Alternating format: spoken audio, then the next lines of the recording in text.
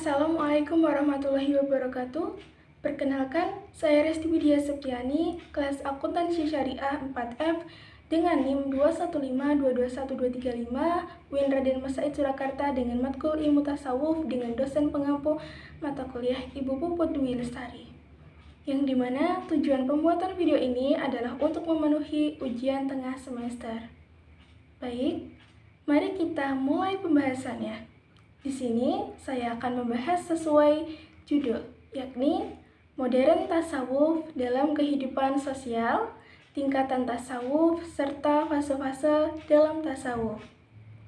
Tasawuf merupakan implementasi dari ihsan, yang berarti beribadah kepada Allah seakan-akan melihatnya. Apabila tidak mampu, yang demikian, maka harus disadari bahwa Allah melihat diri kita. Yang demikian itu adalah realitas penghayatan seseorang terhadap agamanya. Modern tasawuf dalam kehidupan sosial mempunyai pengaruh yang signifikan dalam menuntaskan permasalahan dan penyakit sosial yang ada. Amalan yang terdapat dalam ajaran tasawuf akan membimbing seseorang dalam mengarungi kehidupan dunia, menjadi manusia yang arif, bijaksana, dan profesional dalam kehidupan bermasyarakat. Tasawuf sendiri, selain memahami realitas lahiriah, juga mampu memahami realitas batiniah, sehingga seseorang mampu berinteraksi secara harmonis, serasi, dan seimbang secara ubudiyah maupun muamalah, berdasarkan nilai-nilai ajaran agama Islam. Seseorang yang dikendalikan oleh nafsu pribadi dan bukan mengendalikan hawa nafsunya, cenderung ingin melakukan hal-hal yang negatif, seperti menghalalkan segala cara untuk mencapai tujuan dan kesenangan hidupnya. Manusia seperti ini, menurut Al-Ghazali, akan membawa kejurangan dan kehancuran moral. Menurut pandangan kaum sufi, bahwa rehabilitas kondisi mental yang tidak baik adalah jika terapinya hanya didasarkan pada aspek lahiriah saja. Untuk itu, tahap awal dalam tasawuf diharuskan melakukan amalan-amalan atau latihan rohani dengan tujuan untuk membersihkan jiwa dari nafsu yang tidak baik. Tingkah laku manusia yang dikendalikan oleh hawa nafsunya hanya berorientasi untuk kesenangan duniawi, merupakan tabir yang menghalangi antara manusia dengan Allah. Untuk itu, bentuk usaha yang dilakukan oleh ahli tasawuf dalam membersihkan jiwa melalui 3 level atau tingkatan, yakni yang pertama tahali, yang kedua tahali, yang ketiga adalah tajali. Yang pertama, tahali. Tahali berarti membersihkan diri dari sifat-sifat tercela, dari maksiat lahir dan maksiat batin. Di antara sifat-sifat tercela yang mengotori jiwa atau hati manusia adalah dengki, buruk sangka, sombong, membanggakan diri, pamer, kikil, dan sifat-sifat tercela yang lain. Kemudian, yang kedua ada tahali. Tahali yakni mensucikan atau menghiasi diri dengan sifat-sifat terpuji, dengan taat kepada Allah, lahir dan batin. Pengisian jiwa setelah kosongkan dari sifat-sifat buruk bukan berarti jiwa harus dikosongkan lebih dahulu, baru kemudian diisi. Menurut Al-Ghazali, jiwa manusia dapat diubah, dilatih, dan dikuasai, serta dibentuk sesuai dengan kehendak manusia itu sendiri. Seperti halnya taubat, khauf, zuhud, sabar, ridho, dan sebagainya. Kemudian yang ketiga, tajali. Tajali adalah lenyap atau hilangnya hijab dari sifat-sifat keburukan manusia. Jelasnya nur yang selama itu gaib, fananya atau lenyapnya segala yang lain ketika nampaknya wajah Allah. Berdasarkan ayat Al-Quran di atas tersebut, kaum sufi, yakni seseorang dapat memperoleh pancaran nur ilahi. Demikian Allah tampak dengan akfal, amsa, sifat dan zatnya.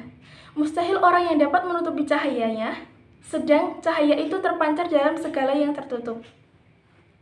Kemudian, fase dalam tasawuf.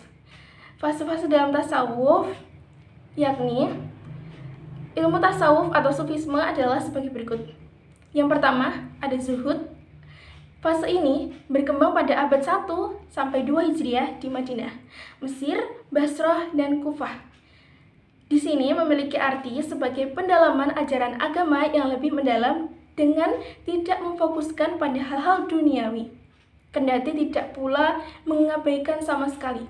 Fase ini berkembang sebagai respon terhadap petinggi-petinggi khalifah dan sebagian umat Islam yang lebih suka memperkaya diri dan gaya hidup mewahnya.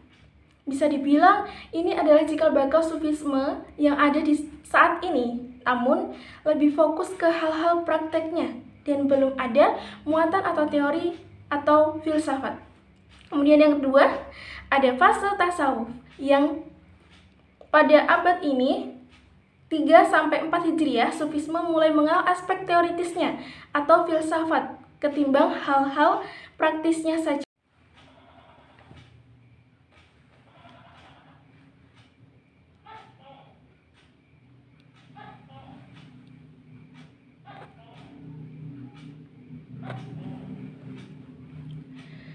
Kemudian, fase yang kedua, fase tasawuf formatif. Fase ini berkembang di abad 3-4 Hijriah. Di tahap ini, sufisme mulai mengenal aspek teoritisnya atau filsafatnya, ketimbang hal praktisnya saja. Fase ini identik dengan berbagai ungkapan yang perlu pemahaman mendalam, namun sedikit ambigu, seperti akulah kebenaran, Anna al-Haq, atau tiada Tuhan selain aku, dari Syekh Siti Jenar. Untuk memahami sufisme di tahap ini, tidak hanya diperlukan logika, pengetahuan, dan intuisi juga. Fase ini berkembang di Baghdad. Kemudian 3, fase tasawuf moderat atau abad ke-5 Hijriah. Fase ini berkembang setelah meredupnya fase kedua. Fase ini kemudian lebih dikenal dengan aliran Sunni atau Ahlaki yang berpegang pada ajaran Ahlus Sunnah wal Jamaah, aliran yang populer di Indonesia, terutama dari kalangan Nahdlatul Ulama, mengutamakan pengembangan fokus ke Al-Quran dan Sunnah, yang melakukan praktik spiritual berdasarkan Al-Quran dan Sunnah. Kemudian yang keempat, fase falsafi. Fase ini berkembang di abad 6 Hijriah dengan memadukan pemahaman sufisme secara teoritis, filosofis, dan pencerahan mistis. Fase ini berorientasi pada pengetahuan akan ketuhanan, tentang Allah, dan hakikat dari segala sesuatu yang terjadi. Tokoh dari aliran ini adalah Ibnu Arabi dan sebagainya. Kemudian yang kelima, fase tarekat. Fase ini berkembang dari abad 7 Hijriah hingga sekarang. Di fase ini muncul aliran dengan berbagai variasinya, seperti aliran Qadariyah yang menghubungkan Sufi dan Al-Quran plus sunnahnya. Kemudian atau aliran Rifaiyah yang menghubungkan antara asketisme cinta dan ma'rifat atau pengetahuan ketuhanan. Kemudian ada Saziliyah dan Naqsabandiyah. Oke, baik, itulah yang dapat saya sampaikan. Banyak pertembangan kunang-kunang, cahayanya menerangi sisi hutan. Idul Fitri akan datang, hilaf dan salah mohon maaf. Mohon dimaafkan. Terima kasih. Wassalamualaikum warahmatullahi wabarakatuh.